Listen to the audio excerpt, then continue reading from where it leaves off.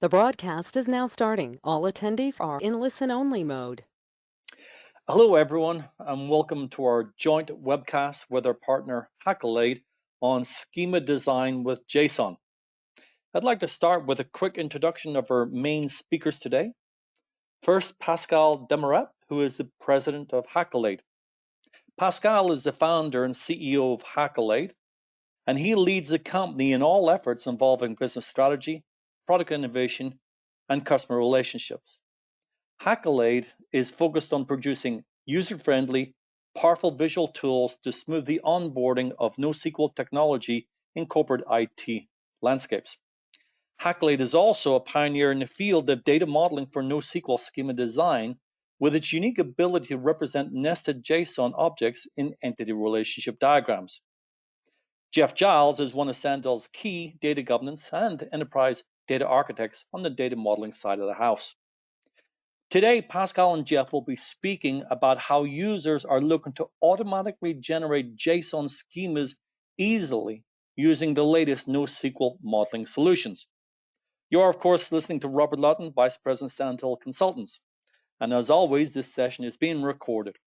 If you've got any questions during the session, please put them onto the right-hand side of the box, and we will review at the end of this session.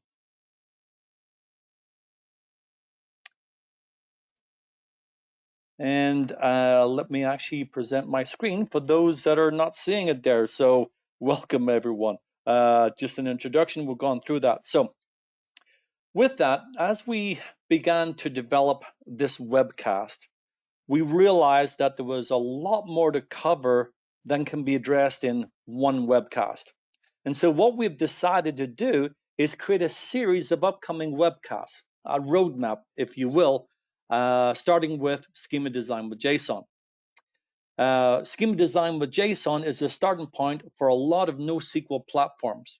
We will then examine other NoSQL types such as document databases, including Mongo and Couchbase, graph databases such as Neo4j, Janus Graph, etc., columnar databases that you're seeing listed here, non-databases that are listed here, such as APIs and Avro for Kafka, schema registries, and then we will wrap it up with a concept called polyglot modeling, which Pascal will explain later.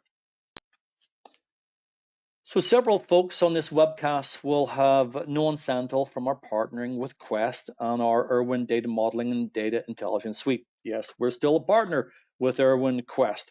While today we're going to be focusing on schema design for NoSQL databases, we did want to remind folks that we are a DMM partner with the CMMI. We're also a DCAM partner with the EDM Council, partnering for data maturity assessments. Then we have a practice on data governance with our data governance management solution called Compass, and also our data modeling practices for all the major data modeling solutions, which we're pleased to say now includes Accolade. So let me bring in Jeff here to talk about why we're seeing the rise of NoSQL and specifically JSON today. Jeff. Thank you, Robert.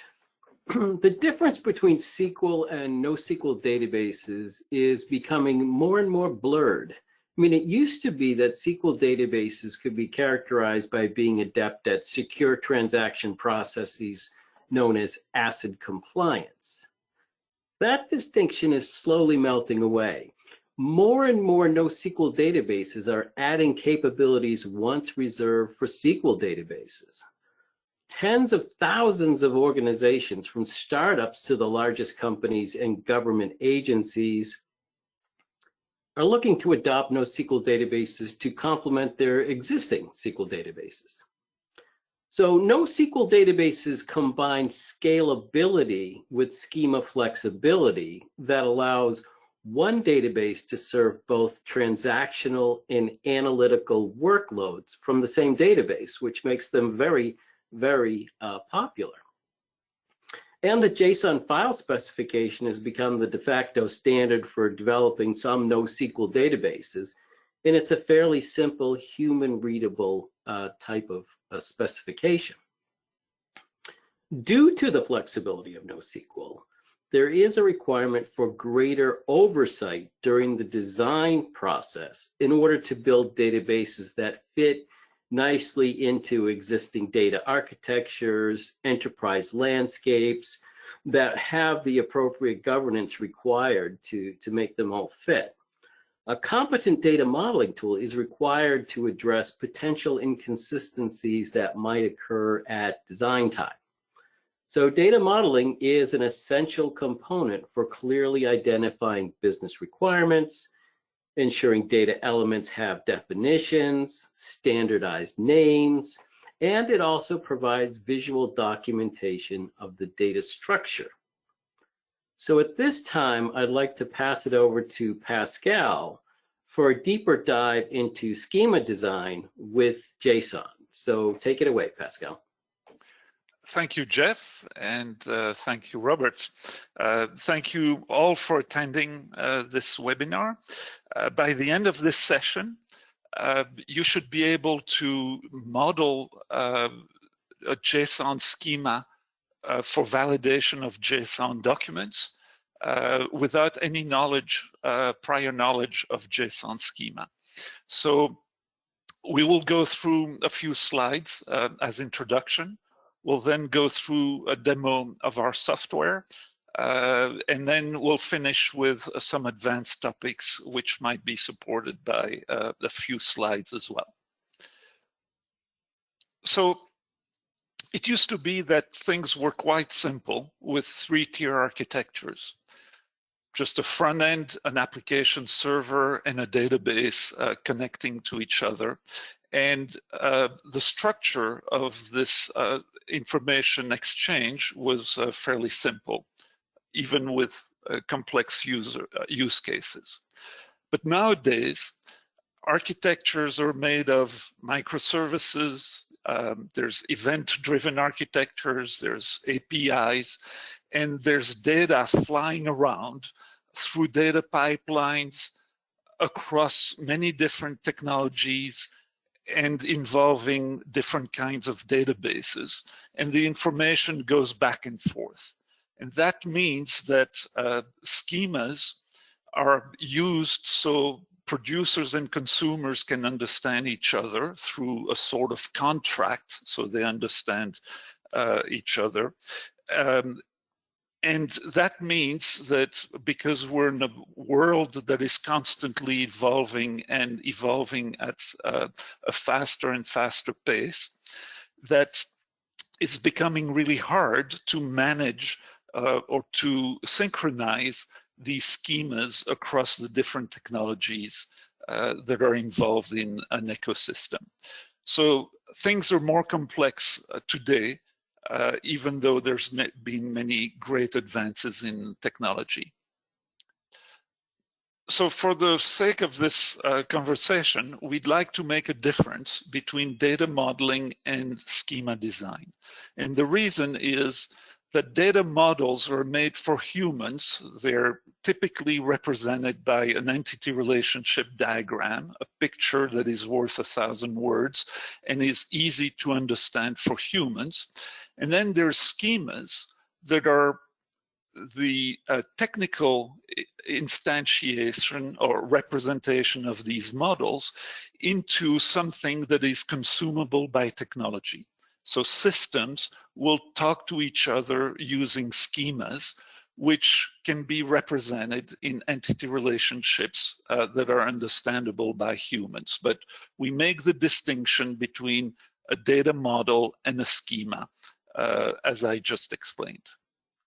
So with Accolade, we have a tool that looks like a traditional entity relationship diagram, but that is quite different in the sense that it handles all kinds of new technologies, and in particular is able to handle the nested, the hierarchical structure that we find today in big data and in NoSQL databases and REST APIs. And so we have a tool that looks pretty similar in the sense that it can handle entity relationship diagrams, but these entities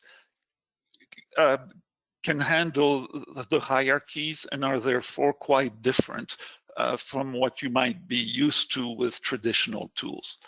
Similarly, since we handle a family of databases that is called graph databases, we can represent things in a way that is more familiar to people who work with graph, which is with nodes and edges, and you can see a representation here.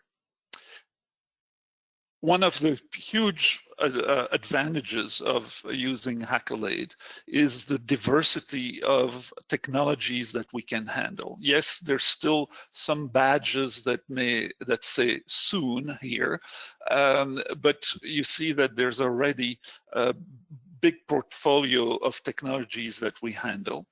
And that includes, and was started originally, with the different families of NoSQL databases.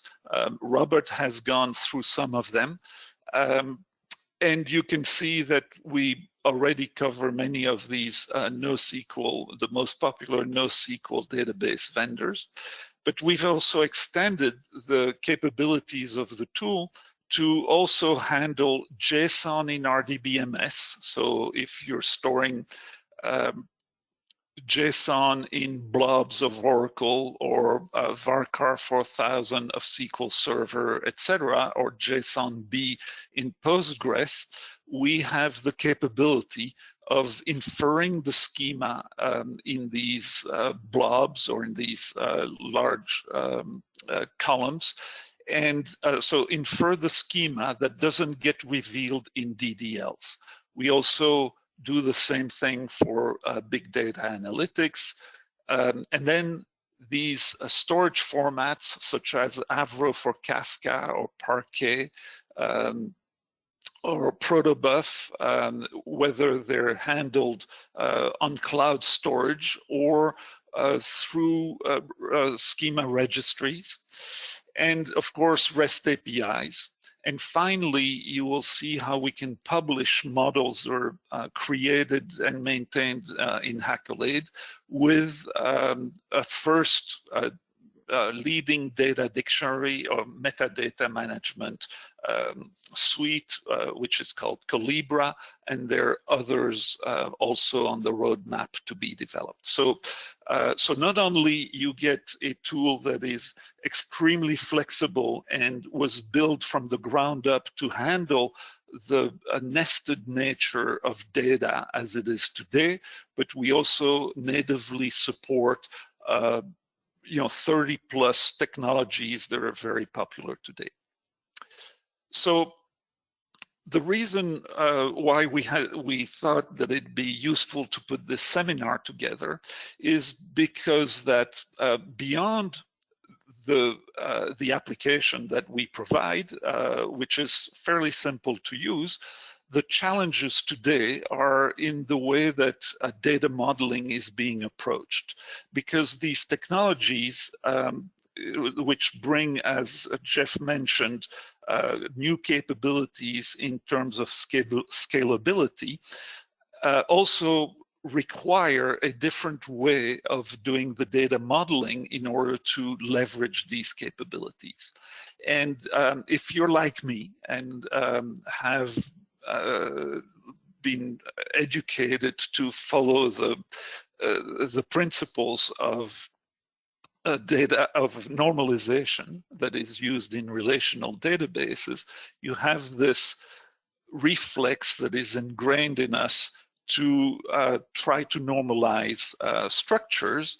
And so we start with a conceptual way of looking at the data. We try to create data models that are application agnostic and future-proof for all the kinds of queries or ways we're going to want to access the data in the database, and that will drive how the application runs.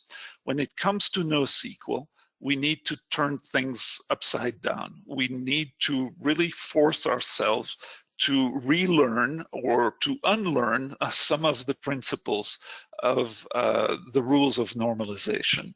And it starts with an approach whereby you analyze the application design, you derive and design the access patterns and queries that will be used in the application, and that means the workflow, that means the screen mockups of the application, and only then will you be able to define your data model, which will dictate how data is stored.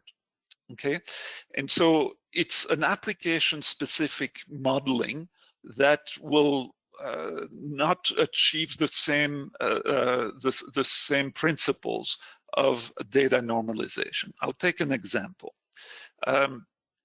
Today, if you take a document like an invoice or an order or a shopping cart, with relational databases, you're going to take some of the pieces of this document and store it in separate tables.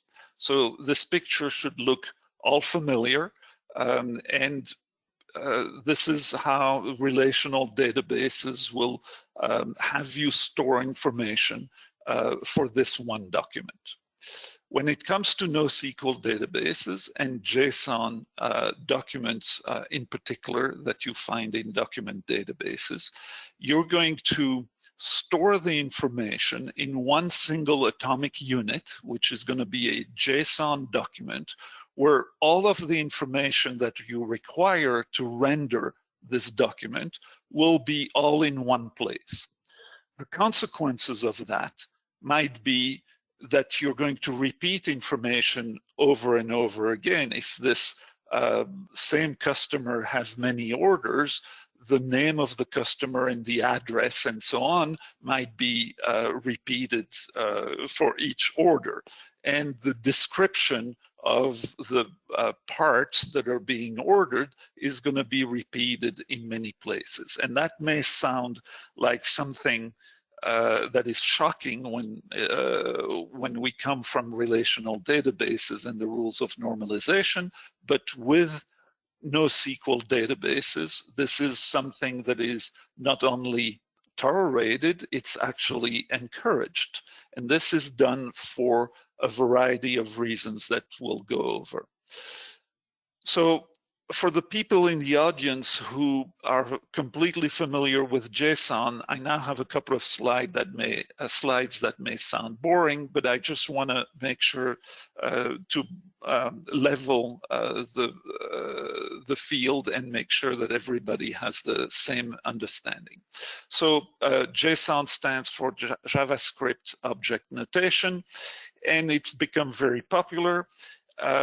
Many people will say, well, if you know XML, JSON is sort of like it in the sense that it's self-describing, hierarchical, and quite simple, except that JSON is even simpler, easier to read for humans maybe, and has some capabilities. Now, I'm not here to sell JSON versus XML.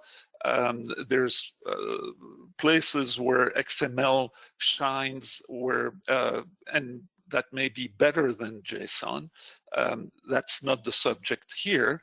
The matter is that JSON today is much more popular than XML, and it's sort of won the war, if there was a war between XML and JSON, and that's probably thanks to REST APIs and how it's being used all over the web with JavaScript and JSON documents.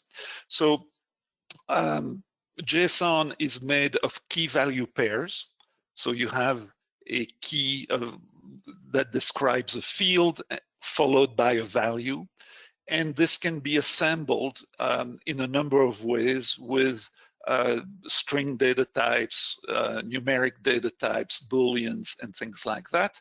And then what comes in very handy is the ability to use complex data types. And these complex data types, an object, which is sort of a map, and arrays, which are lists, can be combined and nested in a number of ways, very flexibly, in an unlimited number of levels, if you want. Not that it's necessarily a good idea, but the technology will let you do that. And this flexibility is really wonderful when it comes to storing data.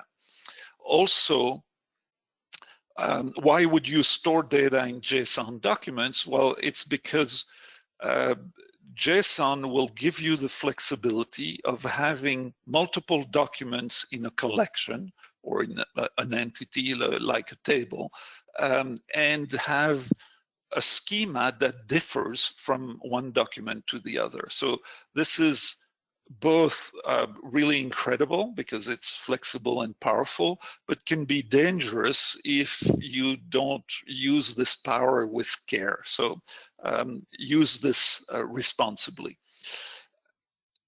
And just to talk about performance real quick, well, nowadays we have more and more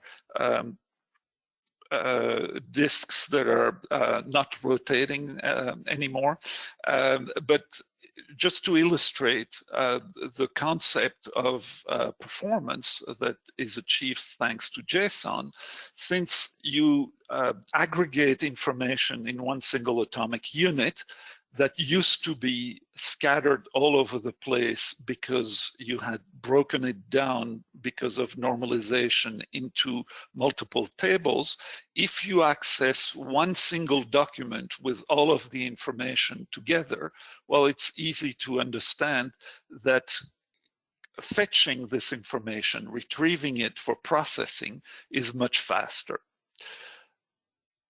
Finally, I want to talk about JSON Schema, which is sort of the equivalent for JSON to what XSD has been for XML. And it's a way to declare the structure of a JSON document, so it could be checked and validated for accuracy and quality, which is, of course, in terms of governance and oversight, something that is really useful, because what's the point of storing a lot of information if there's not quality in it? So JSON Schema is really important. Now, we built Accolade on JSON Schema because it helps us represent nested structure, something that the traditional tools that have been around for decades were not able to do very well. And so if you feed a nested structure to most of the incumbent data modeling tools today, they will take each level of nesting and put it as a separate box in an entity relationship diagram. And we thought that this was very limiting, whether in terms of scale or in terms of understanding of the structure. So in the case of Accolade, we will take one single JSON document structure and put it in a single box in the entity relationship diagram, which will respect the sequence of the fields, the indentation, and the nesting of these fields. And you see the picture on the right-hand side is much more natural when you look at a JSON document to understand the structure as it's represented on the right-hand side, rather than with multiple boxes on the left-hand side. And you can imagine with complex documents that this could be quite difficult to understand. So yet, with this capability that we have of putting nested structures within an entity, a single entity box, we also have the ability of combining this with multiple entities with which there might be foreign keys. And yes, you heard it right, even in non-relational NoSQL databases, relationships do exist, because there's relationships in the data as soon as you store it, and we can handle this representation. So let me go to a demo of the tool now.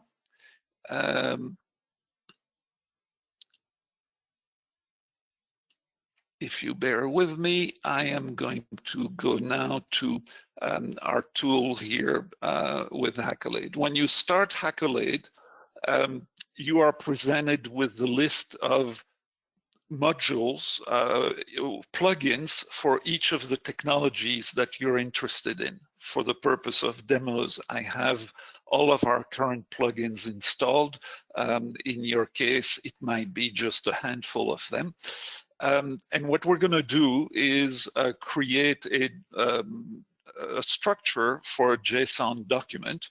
And in the interest of time, I'm not going to type up everything, but let me present the application real quick. It's got a traditional menu, which is minimalist in the number of options that you have. So it's not bloated with features that you might never use. It has a toolbar at the top. It has an object browser that will let you navigate through the different structures you might have in the central pane here, with capabilities to find and replace. And you'll have a properties pane on the right-hand side, and you will see that we have tabs at the top of the different panels, and even tabs at the bottom here. So we have this entity here that represents a JSON document, and it's really easy to operate Accolade. You obviously have the menus that you can use. You have contextual menus. If you right-click in the entity relationship diagram, you have a contextual menu here as well, et cetera, et cetera. You can zoom in, zoom out, and you can move things around, align shapes, et cetera, et cetera. So lots of controls. To create a document, let's say you right-click, add a document.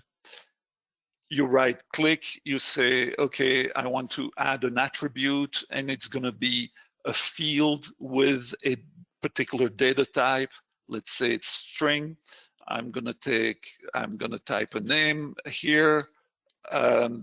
Actually, it was not a string. I wanted something else, so I'm going to choose a different data type. I can type in a description, which can be a simple text, or it could be markdown information, et cetera, et cetera. And then, so that's descriptions to have a better understanding of the context and meaning of the data. And then you have a whole bunch of properties which will change depending on the data type. So if you have a string data type, you're going to have min length and max length, and etc. If you have a number, you're going to have minimum value, maximum value, etc., etc. So lots of additional information that you can record for constraints of the data. You have keyboard shortcuts, and I've got a demo effect, of course, here. Here we go. You can add fields, you can change their data type, and for example, here I'm going to choose a complex object, so I can now give it children or a substructure, and you can see you can do this on and on to nest the structure with no limits. If we look, the manipulation and creation of these things is very easy. If we look to the left at a structure that I've prepared for this webinar, we can see a list of field names. We can see their data types. We can see with a star here whether this field is required or not, etc. And then we have here an array for the contact info with multiple objects, whereby maybe we can list an enumeration of valid values for the type. So it could be cell phone, Twitter, email, and followed by a value, an information that would be defined with some qualifiers.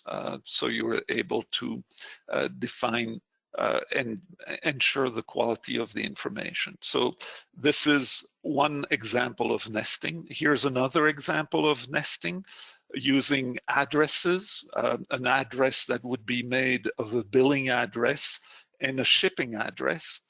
And to illustrate the power of the tool, we have listed here the capability to define a structure once and reuse it multiple times. So if I go to the model definitions here, I have created a structure for an address with street, city, state, and zip. And I reuse this definition here for billing address, just to illustrate how this is easily used. If I'm going to append an attribute and I'm going to take it from a reference from the model references, I go pick address over here, and we see that the address structure is being added. And if I go to model definitions and now add another attribute, and let's call it country, of course, as expected, this information has been propagated to all the places where the structure was being referenced. So you now see that the country field has been added to the billing address. It's also been added here to the right-hand side, etc. Let me show you another view of this information. So we can go to this panel, which shows exactly the same information, but viewed in a different way. It's a schema, a tree view of the structure, which lets you maybe visualize things in a different way. And some people prefer this view to the entity relationship view to maintain nested structures.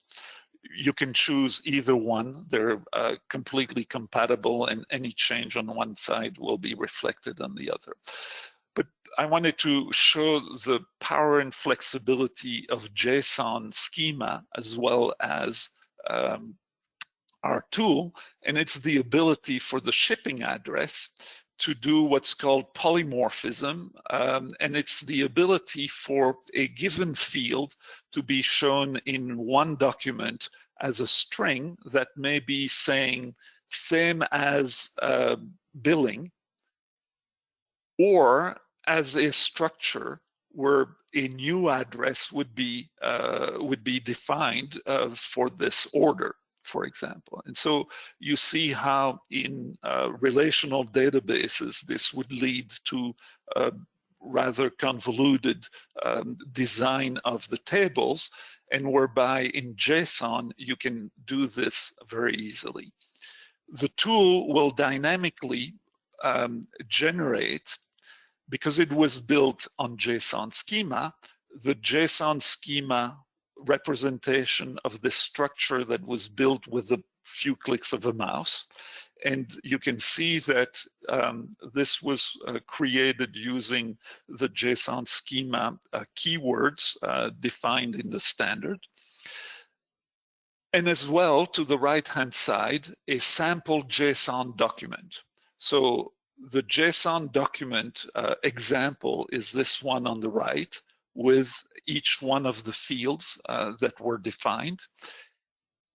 You see here the contact info with an email and an email example, with email type and an email example, the addresses with billing with the information, and shipping same as billing as it was defined. And to the left is the JSON schema definition for this JSON data file, and it includes the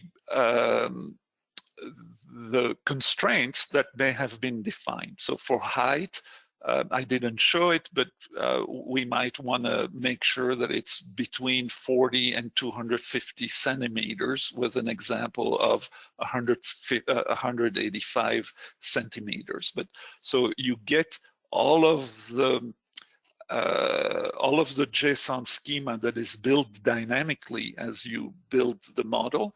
And we saw that there were a few fields that were required. All of this is created automatically. This can be shown in different versions of JSON schema draft as listed here. We saw also that we use definitions, and these definitions can be shown as references as we define them, or as resolved.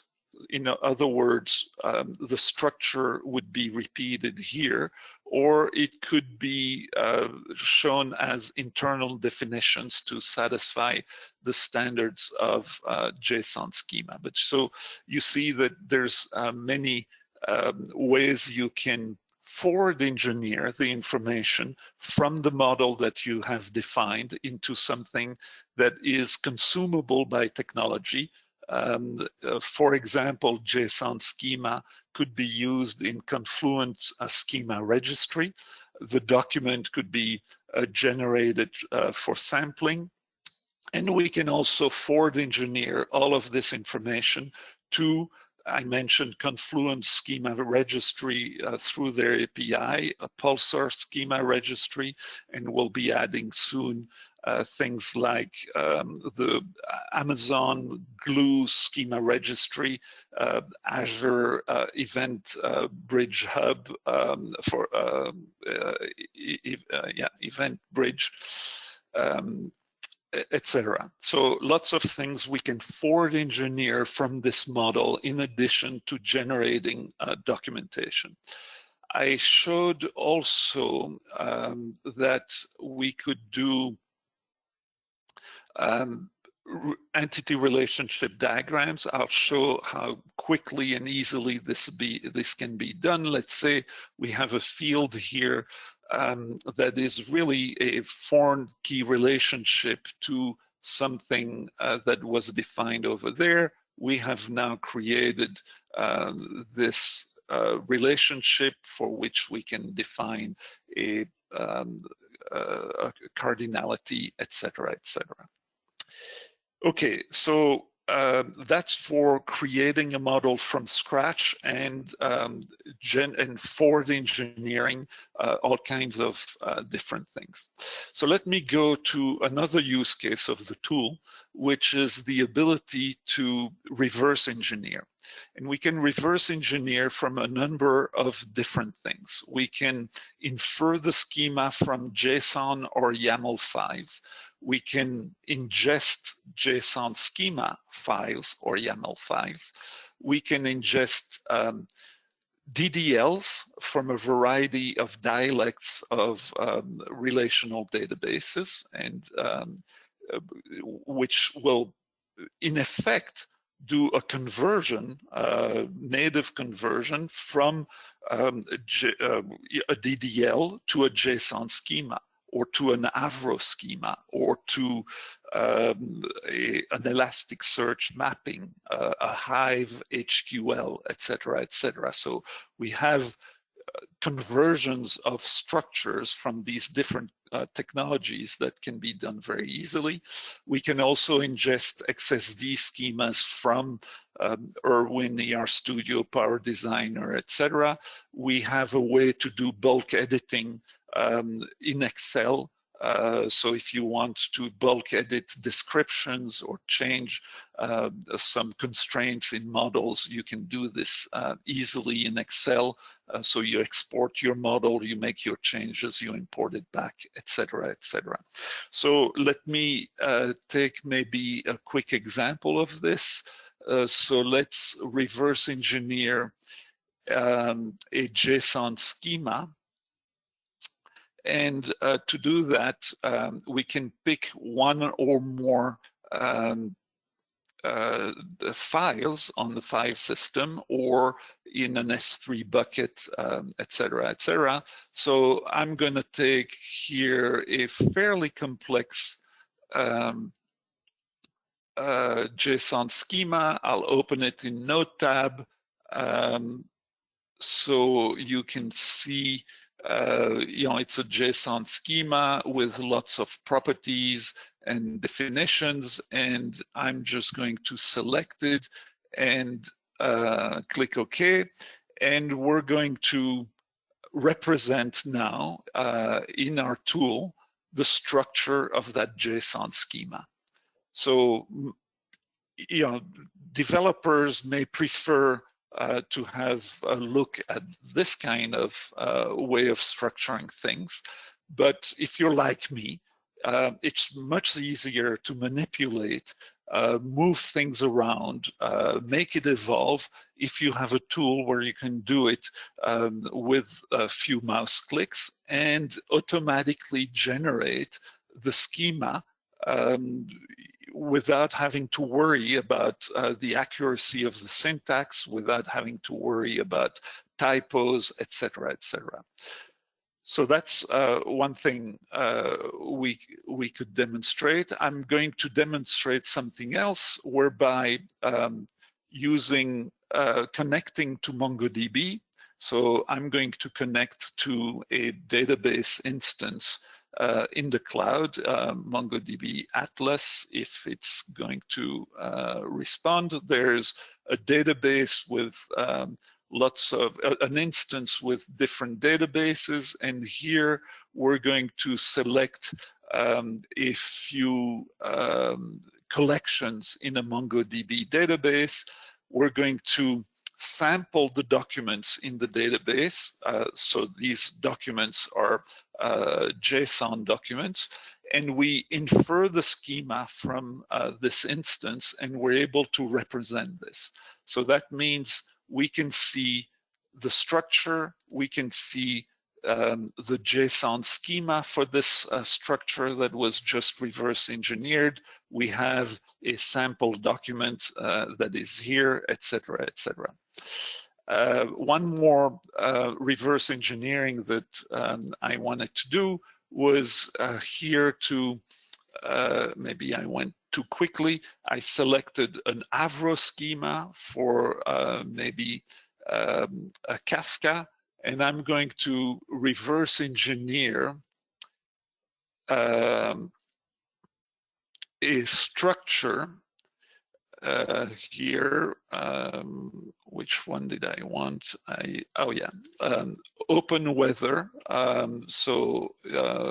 This is a structure that is, again, if I go look at this in Notepad, that is published by Open Weather, and that indicates the way they have structured the objects that are exchanged through their API. So I'm selecting this file and I'm ingesting it in an Avro target. So what happened here is that we converted the JSON data types into Avro data types, which are richer than JSON. There's some of them are the same, others are slightly different, and they're richer in general. And if I go look at the details, the structure remains the same, but the output is not JSON schema. This time it is Avro schema. So it looks like JSON, but it actually uses data types of Avro. And within a JSON schema, we can show these different data types that are specific to Avro. So you see here data type bytes, but if we convert it to JSON schema, we're going to have a data type that is string, I believe. So that shows and concludes. Actually, I forgot one more thing that I wanted to show, and it is the ability to use the tool to denormalize information that may have been completely normalized as an input.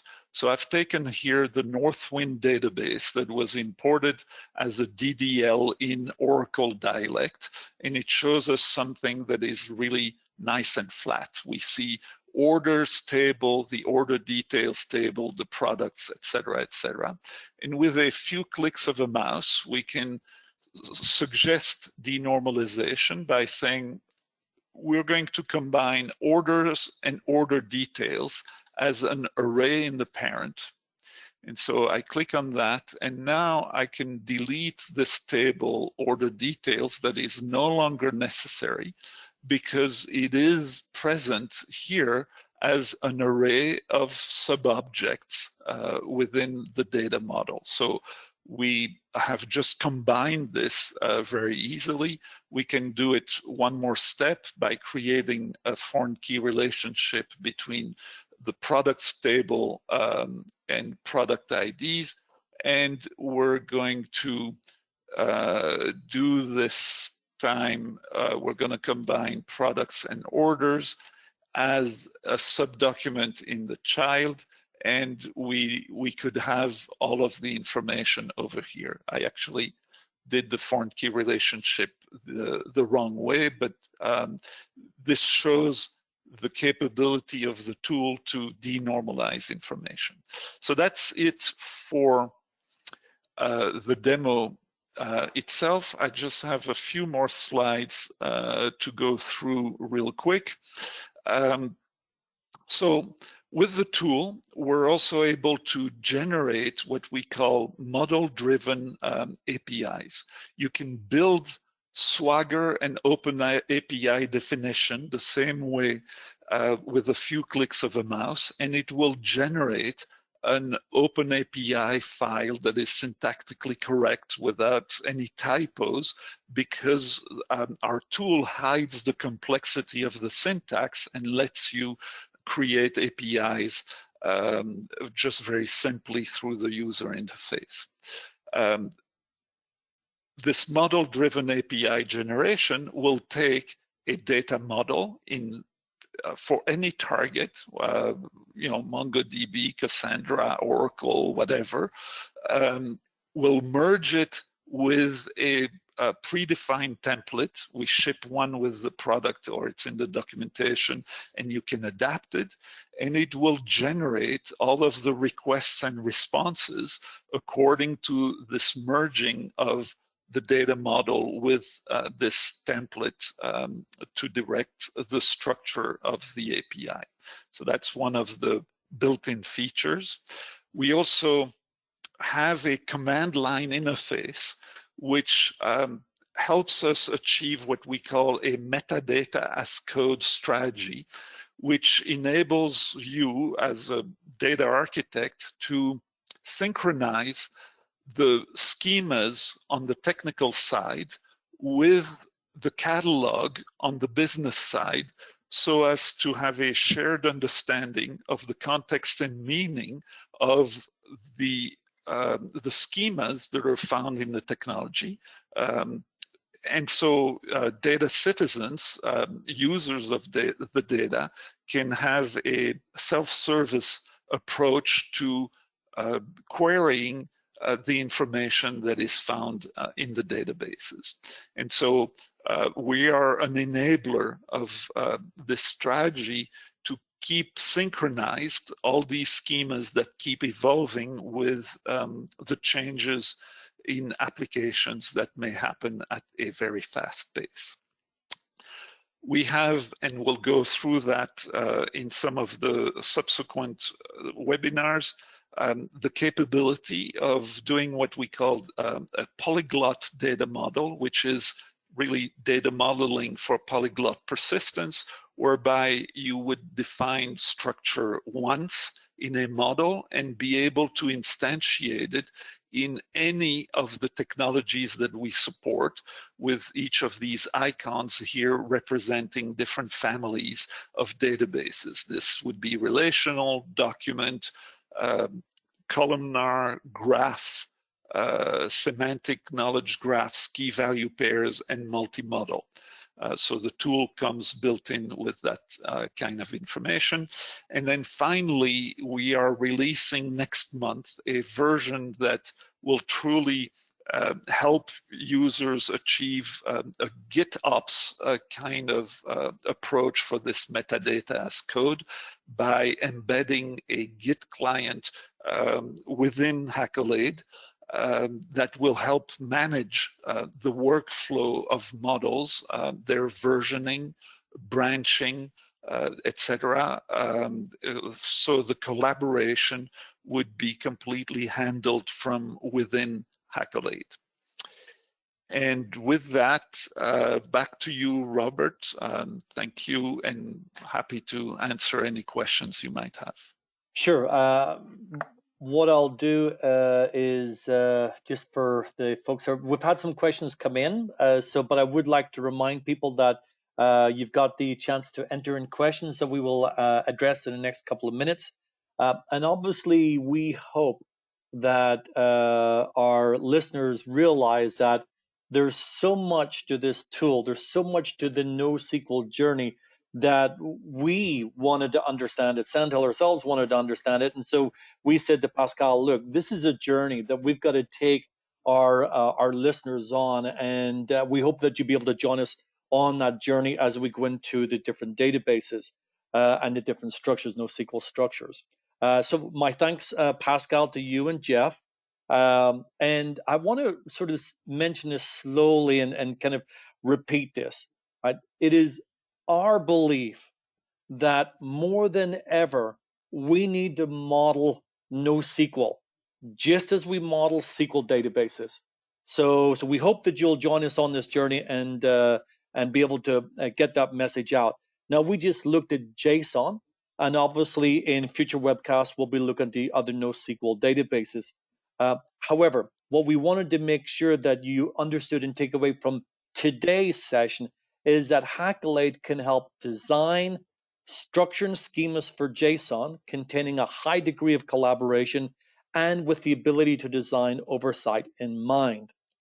Our goal is with Accolade not only to reduce total cost of ownership, but also start with the start of this series, we hope to be able to demystify NoSQL for our listeners. So one of the things that we wanted to highlight was the key takeaways from today's presentations. So by using Accolade, we can provide ease of onboarding the NoSQL toolset into the IT landscape. We can reduce development time as Accolade was built from the ground up for NoSQL. We can increase application quality, and we can lower execution risks. Now, at the beginning of this webcast, I said that obviously we are still a partner with the traditional relationship type data modeling tools, Quest, Idera, and SAP. But we are now seeing organizations who are transitioning towards the flexibility of NoSQL databases and are using Accolade not as a replacement, but as a complement to the existing data modeling tools, as it's the right tool for the right job. So we hope that you'll be able to join us on that journey. Now, as noted, because JSON and NoSQL databases are so flexible, we believe increased scrutiny over the design decisions is important in order to decrease the tendency to create multiple data silos. So Santel believes that successful implementation of any NoSQL database starts with some type of oversight, and Santel can help organizations establish best practices for NoSQL data modeling, leveraging standards, processes, and obviously control checks. So what I'm going to do, Pascal, is I'm going to open up for questions. And while I prep those questions, we did get one that came up pretty quickly, which was in one of the slides you showed an entity joining two other entities. And the question was, I thought that it was mentioned that joins were not really great for NoSQL environments. Can you maybe elaborate on that? Yeah, thanks, Robert. Excellent question, of course. So I mentioned in an early slide that we needed to look at data modeling for NoSQL through access patterns, the analysis of access patterns, do data modeling that is query driven. And then in a later slide, I indeed had this this entity relationship diagram showing 3 entities, if I remember correctly. And there's no contradiction there because they're different access patterns. So for example, there was a customer master, a product master, and then an order. The order had denormalized information in it because when you want to retrieve a single order, you want to retrieve all of the information in it. And therefore, there was denormalized information from the customer master and from the products master. But you also have another access pattern, which is to maintain the master. And so in order to efficiently maintain the master table for customers, you need a customer table. Same thing for products. And that's what, so that explains why you still had some normalization because of the different access patterns. Does that make sense? Yep, and hopefully will make sense for the person asked the question as well. Jeff, just and then we'll get the other questions. We've got about 4 or 5 minutes left for questions. Jeff, one of the questions that came up from your side of the house, or from the enterprise architect and relational side of the house, says, how as a enterprise data architect coming from the relational side of the house, how do you wrap your head around access patterns and queries? Yeah, Pascal showed a slide that was quite informative in the approach to designing things from a relational perspective versus a NoSQL perspective. And one of the things that he mentioned was that when you're designing for NoSQL, you're actually thinking about the application first, and you want to understand what questions are going to be asked and what's the application for, and then you work towards the model. When you're thinking about things from a standard SQL perspective, you're really looking at things sort of a top down. You want to understand what data do we have, what data do we need, and then drive that towards some kind of data store.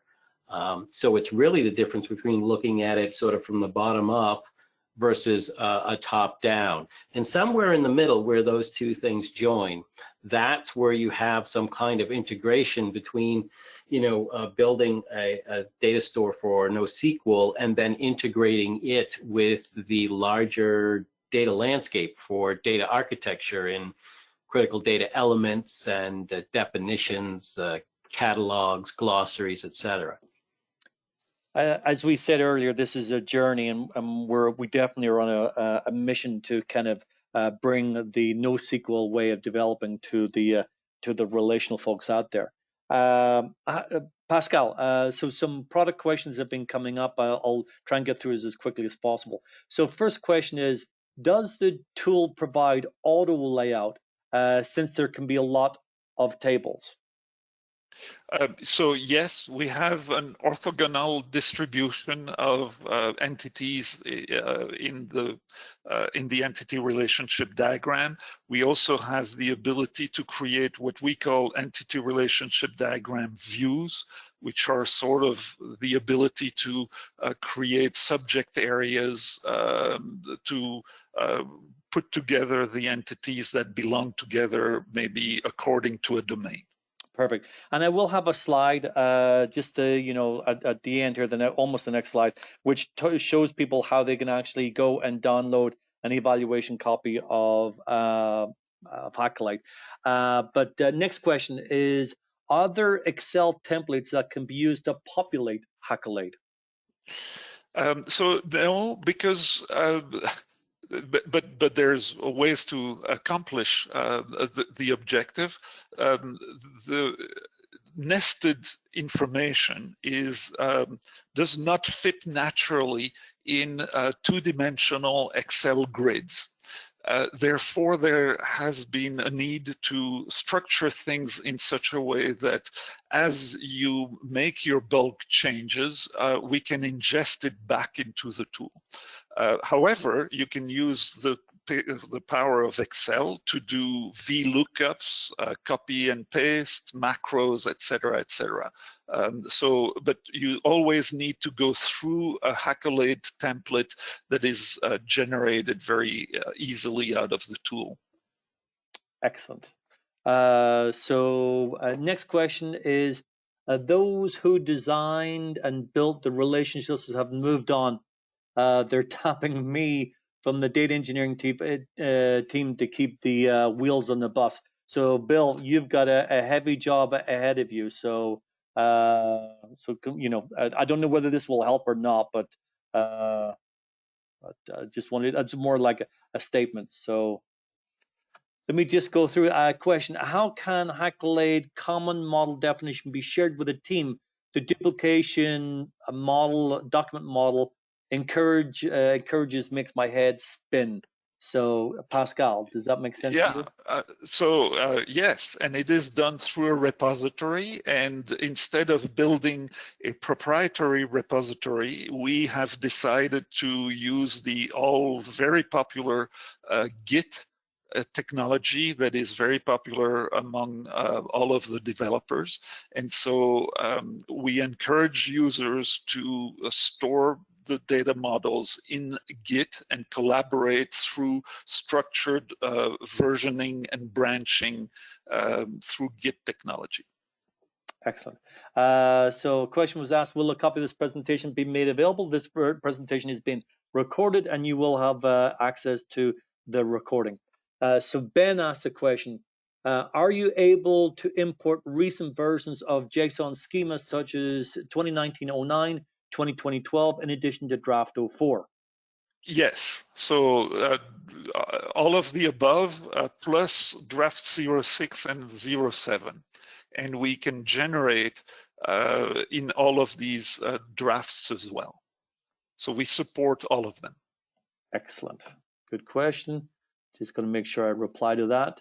So let's see, was there other ones? Just on the, what have we, we're just slightly over here. So basically what I'll do is, there's a few more questions here that I can see coming up. Let me just see if I can pick one.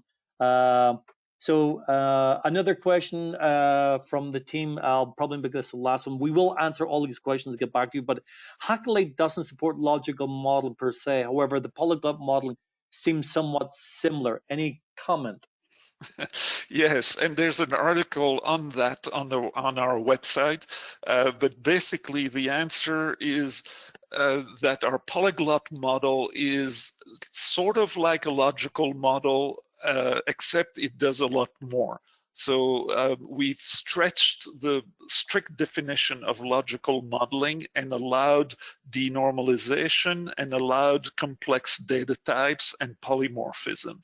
So in effect, our polyglot data modeling is sort of like a common physical schema, and it completes, it does everything you expect out of a logical model plus more. That's how I can best summarize it, but there's more info on the web. And I believe, Pascal, that we are going to do a webcast on the polyglot modeling at the end. So that's correct. So do pay attention to that. So just as a reminder, we will be launching this journey of a series of webcasts.